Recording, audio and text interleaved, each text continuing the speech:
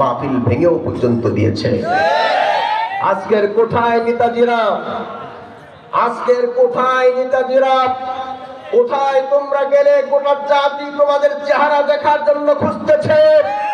আবুল বাশার জিহাদি এই জহিরপুরে তাফসীর মাহফিল করতে গিয়ে স্টেজ থেকে নামানোর পরে আমাকে মাদ্রাসার অফিস কক্ষে আমাকে লাঞ্ছিত করা হয়েছিল।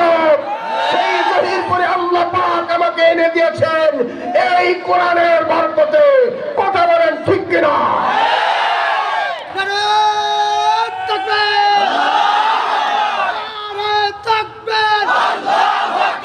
ইসলামের শত্রুরা